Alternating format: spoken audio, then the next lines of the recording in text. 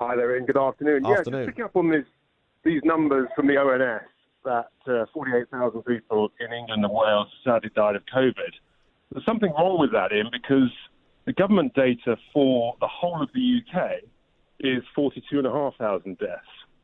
So there's a big gap there. What is that gap? Because we were looking at that and we couldn't Yeah. work out what the reason was for that. Well, it's a good question. Then the other key thing, of course, is that anybody who died with COVID, that's what went on the death certificate. Yeah. Whereas, of course, if COVID hadn't existed, the likelihood is that a large number of those people who died, particularly bearing in mind that the average age of death is 82, many of those would have been put on their death certificate. Cause of death would have been pneumonia or a flu. That's so I true. think I suspect that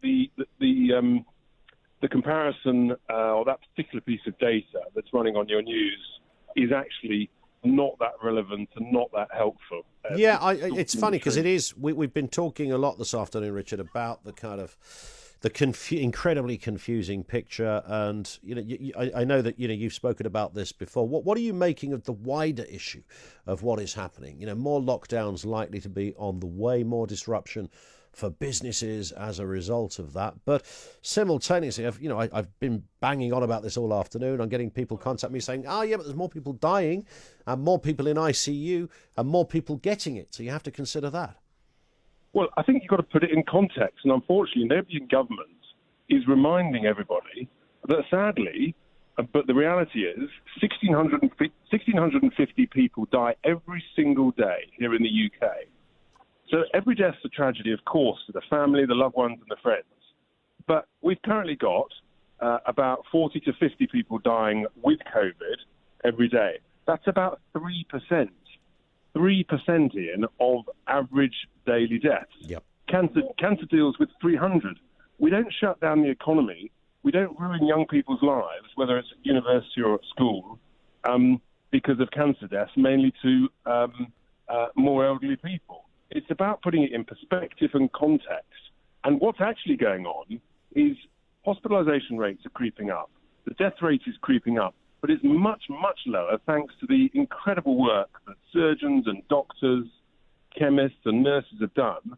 We've got remdesivir, we've got dexamethasone, we've got these CPAP, air pressure machines, we've got proning techniques. There's so much good news out there, which is why the death rate is so much lower, thankfully. Yeah. And the government is continuing to scare people and terrify people when actually they should be giving confidence to people and say, look, yes, it's dangerous to a tiny minority of the population, but to the vast majority, you'll either have no symptoms or some unpleasant, bad flu-like symptoms. And it's a question of presentation and context. And if the government presented it in that way, I think the nation would be in a wholly different place, and we wouldn't be being scared witless by the Empress Nicola Sturgeon. Do you think? Yeah, she's quite something, isn't she? Do you think that Boris Johnson is just scared, Richard? Is it almost as simple as that? That Look, he's not quite sure what to do. Look, we can all understand that Boris has been personally, hugely affected by this. But, we need in our leaders some courage, some grit. And, I'm afraid I really worry that we've actually got a cabinet of cowards at the moment who are simply not recognising that the only guarantee in life, sadly, is that life will come to an end at some point.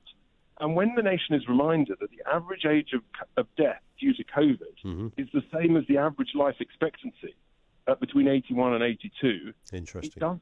It does put things in context, and it needs to be properly explained to people.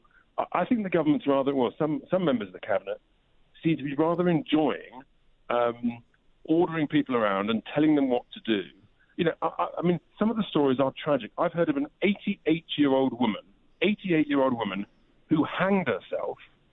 She hanged herself because she was so depressed at not being able to see her grandchildren. I mean, this is what this government is doing to this nation. And I really desperately worry. And to finish it, I actually worry that the divide in the nation between the petrified and the furious could end up being worse than the Brexit divide, and that would be a terrible place to end up. You're not wrong. It's a poignant point to finish on. Richard, thank you. Appreciated. Richard Tice.